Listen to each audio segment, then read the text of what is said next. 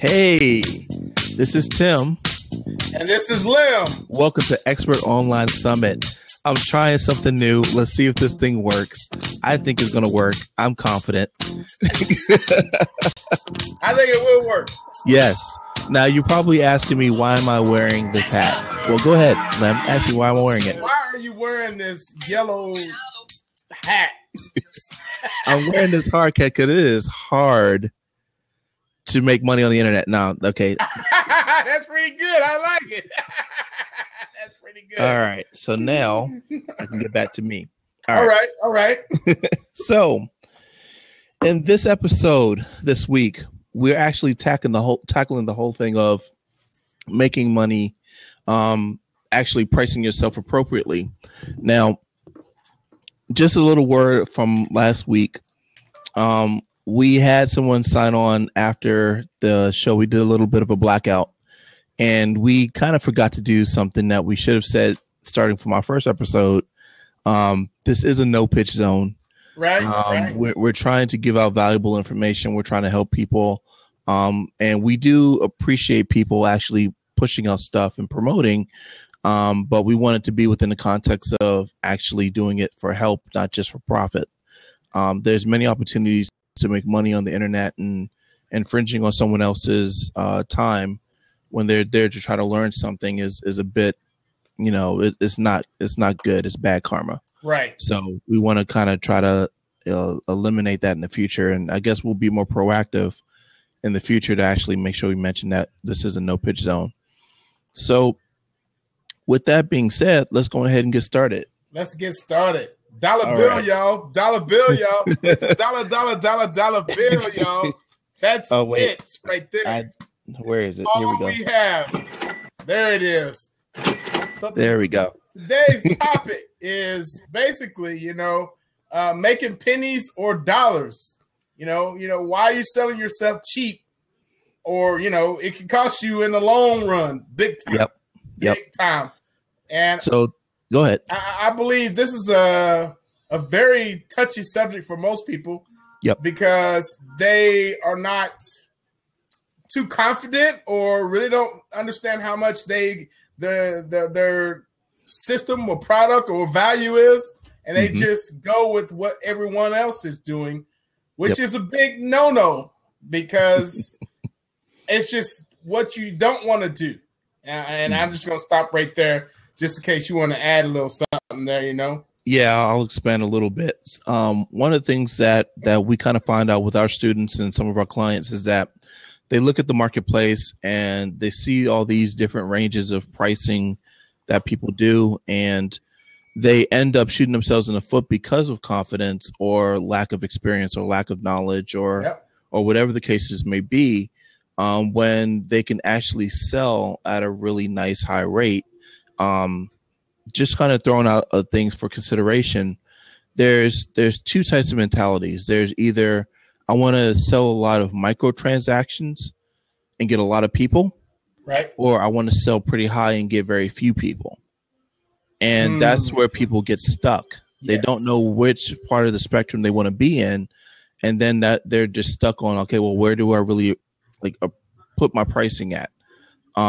Len, we talked about this in past conversations about what a market would bear, how some people would be willing to spend thousands of dollars versus people who have a threshold, no higher than 300. Right. And what have you seen with your clients and your customers and such that has been kind of your benchmark for how pricing works for you? Well, first of all, I work with the top industry marketers in the world. That means everything that's cutting edge that comes to the market, I know it first. Therefore, that allows me to justify my prices over Sam down the street, because Sam is looking through a pigeonhole and he might be inside of this, the customer or client's in-house marketing, whatever it is. And he only sees just enough, a little. But myself, I am exposed to knowledge after just great information that can only be cutting edge. And think about it. Sam will get this information probably 10 years later, and I'm getting it now for my clients. So I'm telling you, that's the difference between going and asking for a large amount of money rather than just giving a couple of $100 for a service. Mm-hmm. Big difference. And while we're talking about moving into, what goes into thinking about that, don't forget that you can also get free stuff from us. This has no cost at all. Yep. At www.expertonlinesummit.com. We have nearly a gig's worth of content that we're giving away. Some of it is actually things that you can use to actually implement and build your audience right now. So you don't have to really try to figure out, if you're making pennies or if you're making dollar bills, y'all. Dollar bills, y'all. Dollar bills, y'all. So, just piggybacking off of what Lem said, as far as like with trying to figure out appropriate pricing and all that. A lot of it is who you serve. Yep. For instance, when I'll give you a good one, the Warrior Forum. The Warrior Forum is a place where you find a lot of cheap entry level information, and entry level software is mostly built within a WordPress environment. Some things are actually full on software, but most of them are built within WordPress, and you tend to have what's called a low barrier of entry. Their whole strategy with doing that is that they push a lot of traffic to get a lot of microtransactions, mostly either for the sake of buying affiliate traffic or just trying to get a lot of the bottom feeders. No offense to anyone who's on Warrior Forum. A lot of the bottom feeders that are just looking to try to get over or make something quick. Right. Most of it is not necessarily deep level content, deep level information. It's mostly one problem, one solution type information. And so you have to price it appropriately for that marketplace. That marketplace has a hard time bearing anything over $17. $17, yes. And if you try to see anything that goes above that $17 mark, it has to be something revolutionary, or it has to be some level of trust that goes beyond what the marketplace would bear. Right. With that being said, you're kind of stuck in this paradigm shift of how do I move out of that frame of mind so I'm actually charging appropriately for what I have to sell. There's many people we've seen that have made products that have undersold themselves. Yep. We have a friend that had an awesome Google product, if I remember correctly. Right. And he sold it. I think it was around like $7, if I'm not mistaken, give or take. Yep. And he built himself an audience with it. He built himself a list. But his whole follow-up hasn't really been there because the type of people that have bought aren't the ones that really are action takers. But he was able to get the sale because that was what the market was willing to bear. Yeah. So how do we move out of that limiting belief and that limiting barrier and go beyond the $17 mark where we're charging $97, where we're charging $197, $497, $997? And the only reason why I'm ending with 7 is because in our marketplace, 7 is like the magic number. But you get the idea. Yeah, I get the idea. Yeah, how do we climb out of the $17 mark and start going into those mid-tier, high-tier level pricing? So let's do a little toss-up, Lem. You and me, let's do a toss-up. Right. So you throw one and I throw one. Well, first of all, going back on that, I think it's so important to start. If you're going to start with your pricing on like the Warrior Forum, I would just wouldn't even charge in a Warrior Forum, knowing that I'll let them know. Yeah, knowing that I would actually just build up a list or something or audience and let them know this is my content, but this is what you're getting for free on here. But if you really want the good stuff, here's my pricing over here. That is the way I would start it. I didn't start at the Warrior Forum. I'm glad I did it because I'm seeing a lot of guys in that area who stays there. And Yep. they're pretty much, if they, try to sell a product over, let's just say sometimes $47, those guys, they don't buy it. They just buckle on it. Right. Because they're used to being sold $17, $5 products, $7 products, or what is it called? The dime sale. And when it goes up. Doing dime sales. Yep. Yeah. So that's something that I would say to do.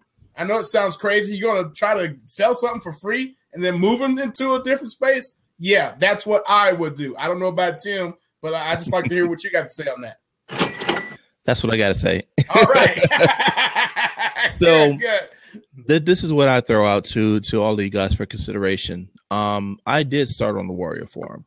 My backing was pushing out a low barrier of entry product.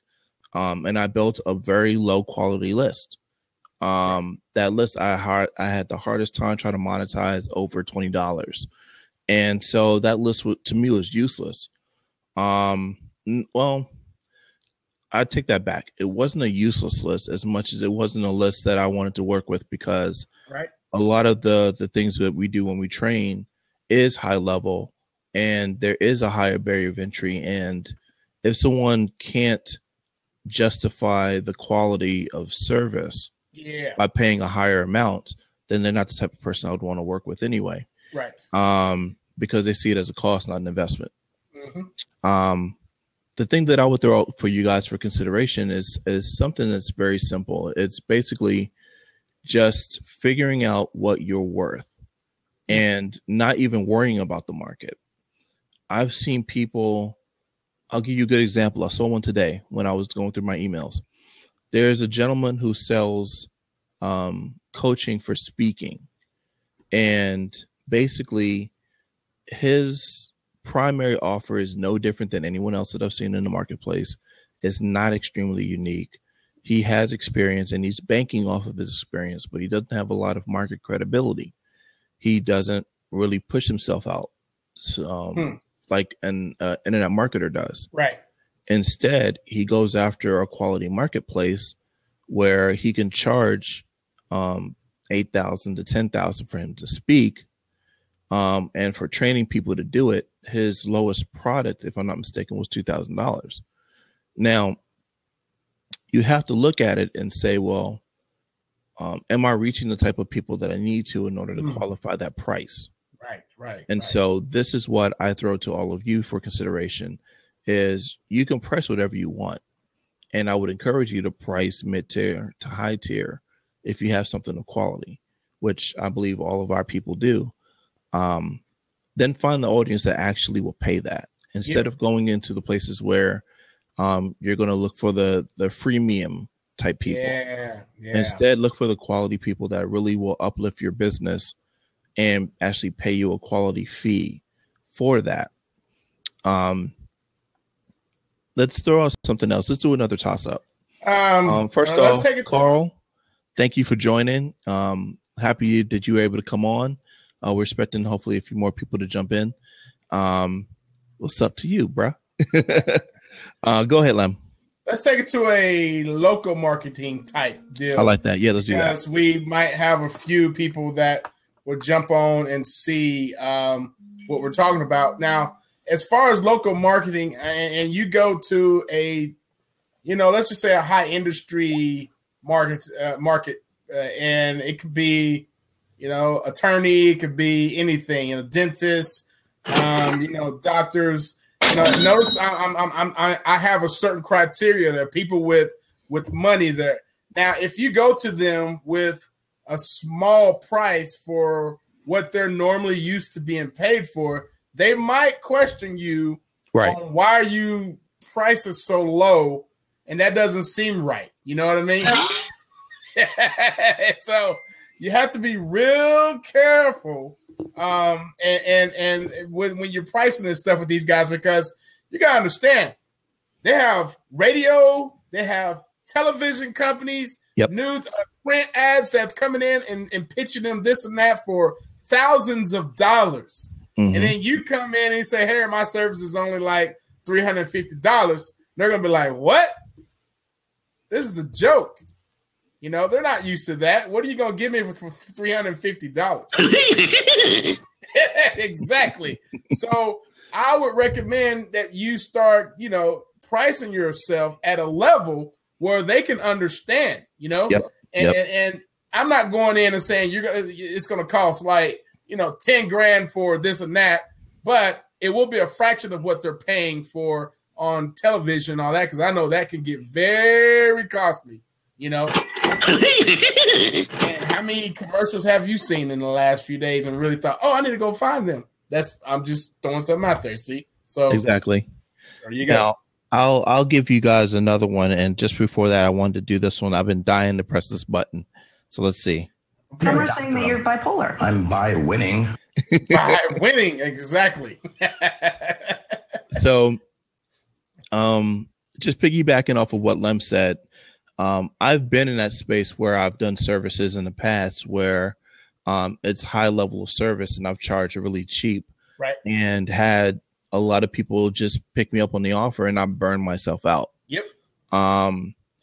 That's probably one of the big things that you're up against, is because you see a lot of people that go online and get, you know, overseas outsourced work, and they can just get a lot of work done for pennies on the dollar, which isn't really a big problem as a entrepreneur, but it's a big problem when it comes to quality of service. Oh yeah, because then you're at that mercy where, okay, if this job, let's say it was a website build.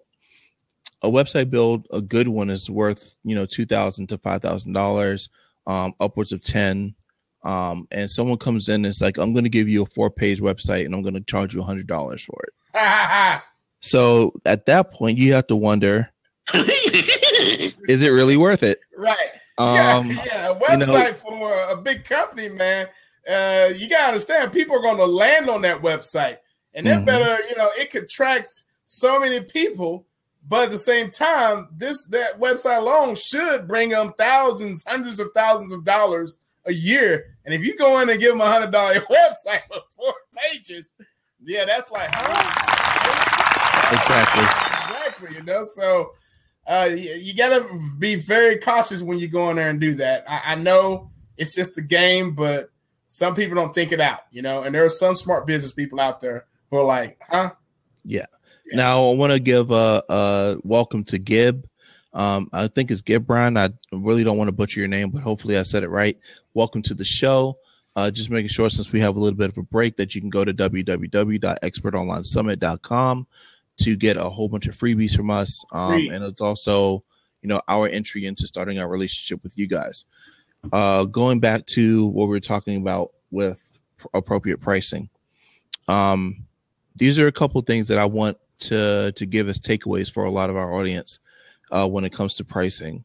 One is, don't be afraid to price. Yes. That's one of the things that I had to learn early in my career.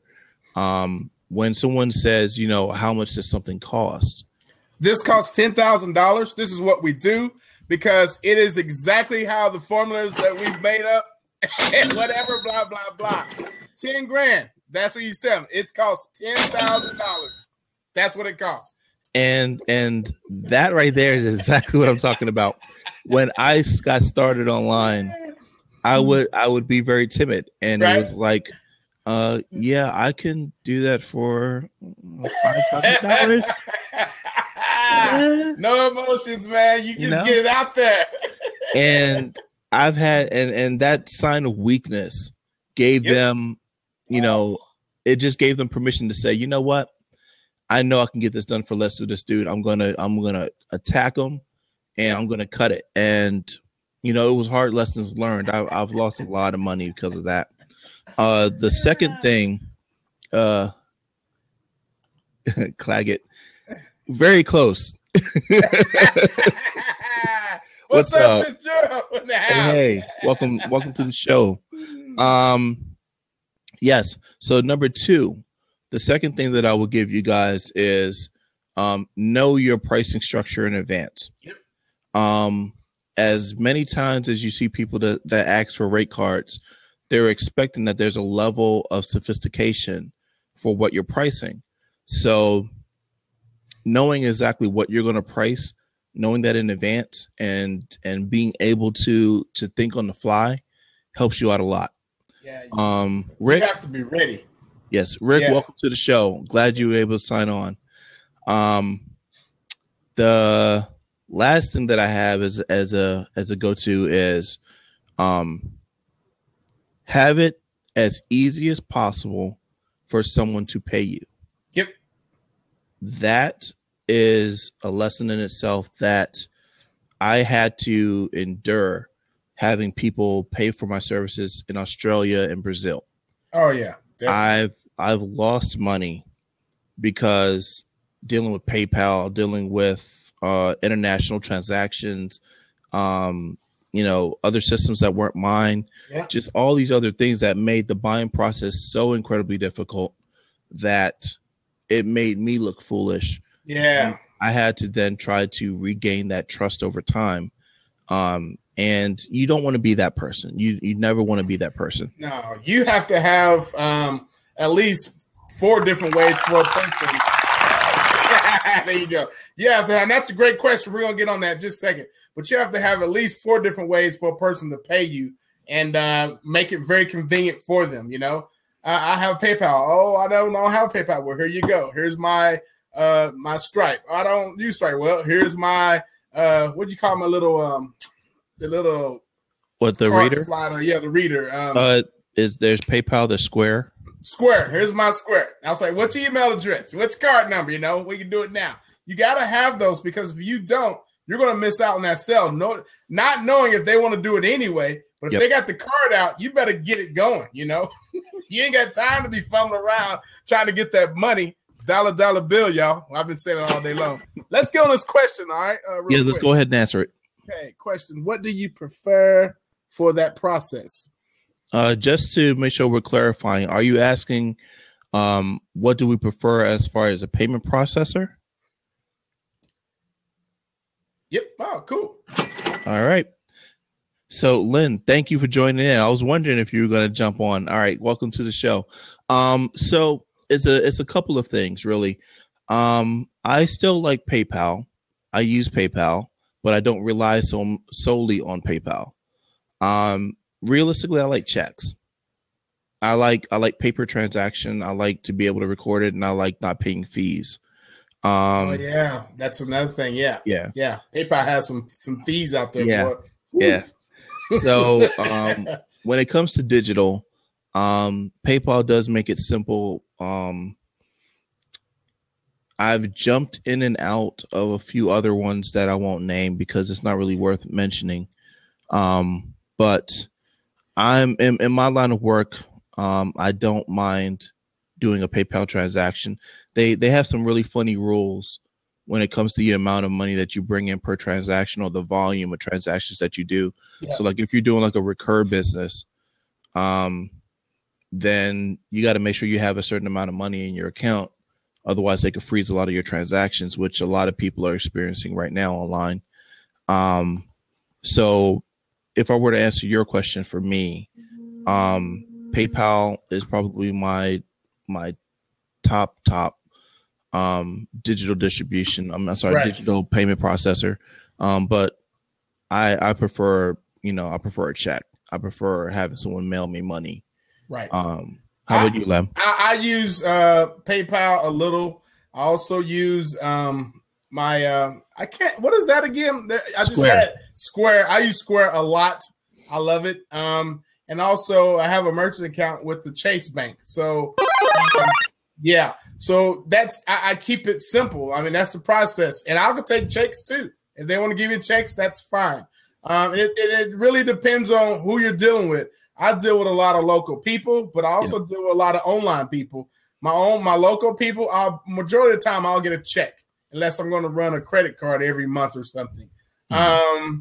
And one thing I want to tell you guys, if you're dealing with checks with people in the local space and you are with these guys for 5 or 6 months, go ahead and get pre-written checks. Yes. You don't have to go back and try to gather them from them because that's one of the hardest things. You want to make sure we're doing a 6 months contract with you and all the checks are for $2,500. I need 6 checks with $2,500 pre-written for me for pre-dated. That's what I need. Boom. And that's the bell. Face, just like that. They were like, why do you want that? That's how we operate in our company. We don't chase people for money. Yep. And they can understand that because I'm sure they've chased people for money. Mm-hmm. You know? So that's exactly how you should do it. But yeah, that was a great question, Fitz, right there, man. Awesome job. And if anyone else has any questions, go ahead and shoot them out. That'll be great right now. Also, if you're joining us new, there's a link inside of this chat already. You can go to expertsonlinesummit.com. Tim, if you can get that. And we have lots of free goodies in there that you can grab just for yourself. That's it. And that gives us a way to kind of connect with you and on different things that you might want to know about what's going on online, offline, whatever. We got you covered. You know, yes. We haven't even touched half of the stuff. Not even a third. I mean, good grief. We got a lot to talk about. Yeah, we have a lot to talk about. Yeah. Right on. Yeah. So, but today we're just talking about, you know, what's your value? And I would like to hear your services, guys. Do you feel comfortable with what you're doing right now as far as pricing? Because a lot of you tend to start off very low and you don't really get to that point where you don't know how to get out of that low pricing because you'll find yourself trying to collect a lot of low-paying clients, but when you're going to actually go out and find 5 or 6 at a higher paying rate, you know, that's be willing to pay you as well. Yeah, I am interested to see what people are doing in their own spaces. So if you can, for just the next 30 seconds, just throw out what you're doing or at least what you're interested in doing, and let's do a little chat on it. We'll do a little bit of overtime just to see what goes on. Right. Cool. But while people are doing that, one other thing that is really big as far as the pricing goes is I just had that point. Hold on, let me look at pricing. It could be confusing, it could be easy, and it can be very difficult. Thank you. You actually jogged my memory. All right. That. So the last thing that I wanted to share with you guys as far as pricing is dang, I just lost it just in case. There we go. I had it and I lost it. Charge $1. Basically. No, okay, go ahead. Okay, it was the whole thing of the freemium. That was it, because we were talking about that earlier. So the whole thing with the whole give away something for free or low cost and then ship. Yep. In past experience, that has attracted really low end people. And when it comes to pricing, you again have to go with that paradigm of again, do you go low and get a lot of people? Or do you go high and get very few people? In this line of work on the internet, the whole thing of pricing structure is moving someone from low to high, but very few people go from mid to high. Right. And that is a change of plan that a lot of people are trying to move into, which we encourage a lot of people to do. Excuse me, sorry about that. Because then at that point, you're actually banking in more than you would if you were spending the same amount of time online, the same amount of traffic money and anything else that goes in as far as bringing people in. So why start low? You don't really need a lot of people to have a successful online business. And actually, when it comes down to quality, again, that is the main thing that you really want is your pricing to qualify the people that you really, really are looking forward to working with. So go ahead, Lem. Well, I see it this way, and you have to realize whoever's in this group or whoever's watching this replay and whoever's is just whoever sees this, you got to understand whatever you're doing, you spent a large amount of time to learn it. Understand? People go to college to learn. They spend a lot amount of money to learn. And if you're able to share what's inside of your head that's going to help them do something or take something to the next level, then there's got to be a nice price set on that. And you cannot be afraid to share that with them because otherwise you're just going to, just basically hurt yourself in the long run. I see a lot of people. I love that. One more time, hit me again. I see a lot of people who have a lot of knowledge with what they do, but they don't really charge enough by sharing it. And there's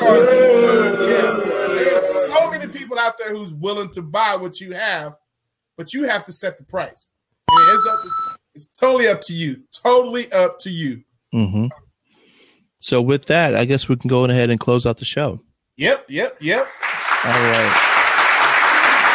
So I want to thank all of you guys for coming on. Exactly. So with that, we're going to go ahead and close out. My name is Timothy Buchanan. I'm Lem Moore. And thank you for being a part of Experts Online Summit. We'll see you next week. Make sure you get some free stuff from us. $1 bill, y'all. Come on. And